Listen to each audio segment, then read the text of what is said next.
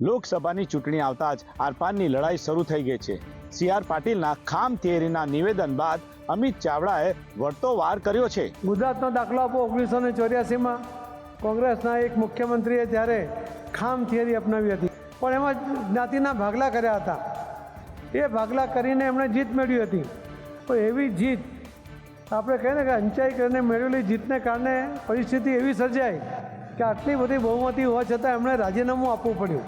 કોંગ્રેસે જ્યારે જ્યારે ગરીબની વાત કરી, SC ST OBC માઇનોરિટી સમાજની વાત કરી, એના હક અધિકારની જ્યારે વાત કોંગ્રેસ કરે ત્યારે આજ ભારતીય જનતા પાર્ટી એમ કે કોંગ્રેસ જાતિની રાજનીતિ કરે છે। હા, ચોક્કસ અમે ગરીબની રાજનીતિ કરીએ છીએ, ગરીબના હક અધિકારની રાજનીતિ કરીએ છીએ, એના અન્યાયની વાત કરીએ છીએ, એના શોષણની વાત કરીએ છીએ, એના અધિકારની વાત કરીએ છીએ। તમારી જેમ જાતિ કે ધર્મનો સત્તા માટે, મત માટે ઉપયોગ ક્યારેય નથી કરતા। સીએમ ભૂપેન્દ્ર પટેલ આજે ભાવનગરની મુલાકાતે હતા। તેઓ કાર્યક્રમ સ્થળે પહોંચે તે પહેલા અહીં મેયર સાથે ગેરવર્તણૂક થયેલી જોવા મળી હતી। કાર્યક્રમમાં કોર્પોરેટરને મેયર એન્ટ્રી કરાવી રહ્યા હતા અને ત્યારે તેમને મહિલા પોલીસ કર્મી દ્વારા અટકાવવામાં આવ્યા હતા અને ઊંચા અવાજમાં કહ્યું કે ચેક તો કરવા દો, અમારે ચેક નહીં કરવાનું।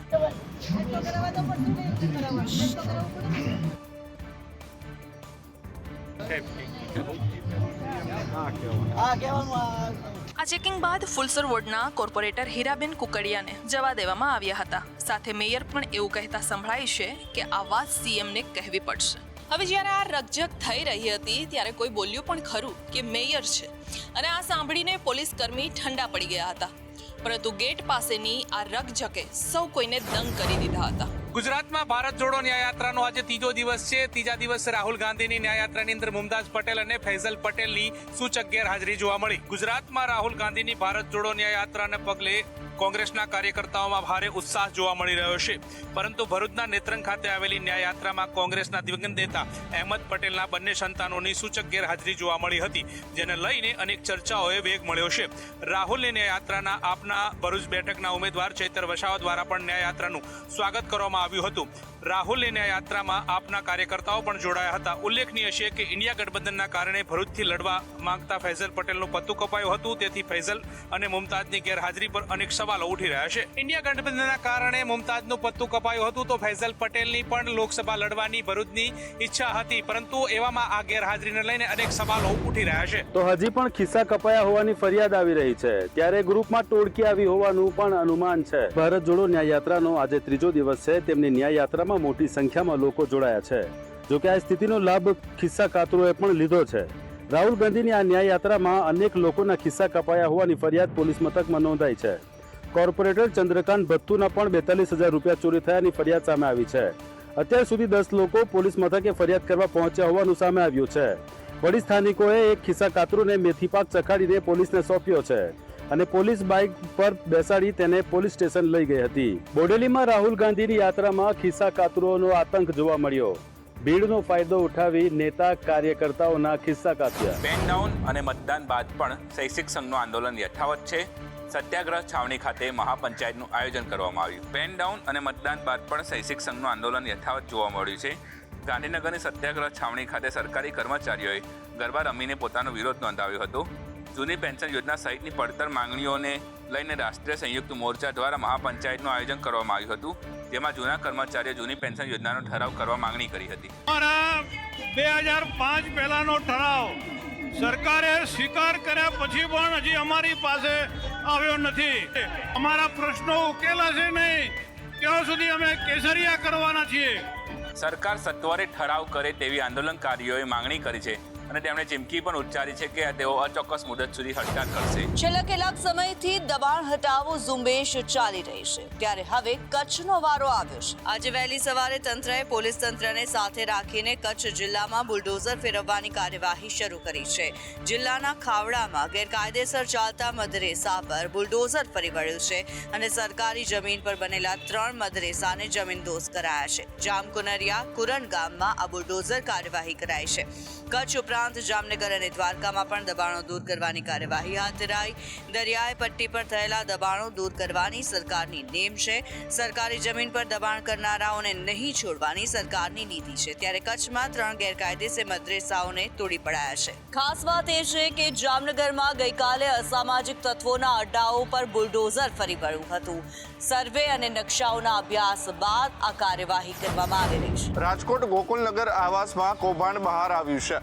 કોર્પોરેટરના પતિએ લાભાર્થીઓની યાદીમાંથી સંબંધીઓના નામે 20 ફ્લેટ મેળવ્યા હોવાનું ખુલ્યું છે. રાજકોટના સંત કબીર રોડ પર આવેલા ગોકુલનગર આવાસ કૌભાંડ આચરવામાં આવ્યું છે અને આ કૌભાંડમાં વોર્ડ નંબર 5ના કોર્પોરેટર વજીબેનના પતિ ગવા ગોલતર અને વોર્ડ નંબર 6ના કોર્પોરેટર દેવુબેનના પતિ મનસુખ જાદવે આચર્યાનું ખુલ્યું છે. બંનેની સંડોવણી સામે આવી છે.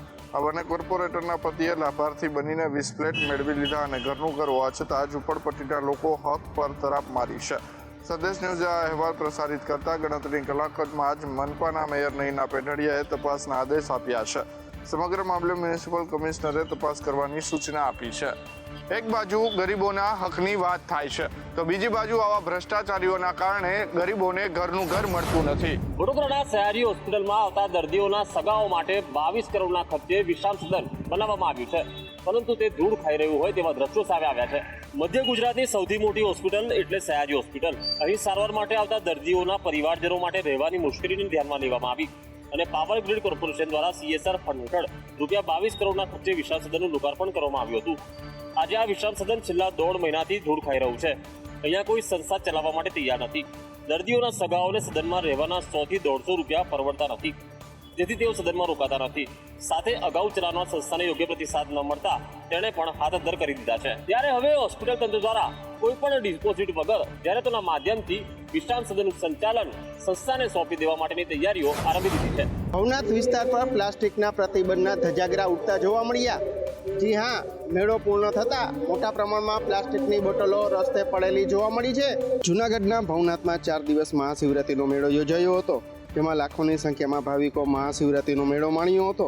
જિલ્લા વહીવટી તંત્રએ આ મેળામાં સંપૂર્ણપણે પ્લાસ્ટિકનો બંધ કરવાનો હુકમ કર્યો હતો અને તેના ભાગરૂપે તપાસ પણ થતી હતી. પરંતુ મેળો પૂરો થયા બાદ લાખોની સંખ્યામાં પ્લાસ્ટિકની બોટલો એકત્રિત થયેલી રસ્તે પડેલી જોવા મળી હતી. ભવનાથ જતા જ અશોક શિલાલેખ પાસે તંત્ર દ્વારા લગાવેલા આઈ લવ યુ જૂનાગઢના બેનર પાસે જ કચરો એકત્રિત કરાયેલો જોવા મળ્યો હતો. આ કચરો ભાવિકોએ મન થાય ત્યાં ફેંકેલો હતો, જેને હાલ શ્રમિકો ભેગા કરી શહેરને સ્વચ્છ કરી રહ્યા છે. અહીં એ પણ જરૂરી છે, દરેક સામાન્ય જનતાની જવાબદારી છે કે સ્વચ્છતા જાળવવાની અને નિયમનું પાલન કરવાની, પરંતુ અહીં તો પબ્લિકને જ સ્વચ્છતાની પરવા નથી, એ અહીં સાબિત થાય છે. દ્વારકાના ગોમતી ઘાટ પર લોકોનો વધુ એક મોતની સવારી કરતો વિડીયો સામે આવ્યો છે, જેમાં લોકો ઊંટ પર સવારી કરી અને જોખમી સવારી કરી રહ્યા છે. દ્વારકાના ગોમતી ઘાટ પર ફરી એક વખત જોખમી દ્રશ્યો સામે આવ્યા છે. ગોમતી ઘાટમાં ઊંટ પર લોકોને જીવના જોખમે સવારી કરાવાઈ હોવાના દ્રશ્યો સામે આવ્યા છે.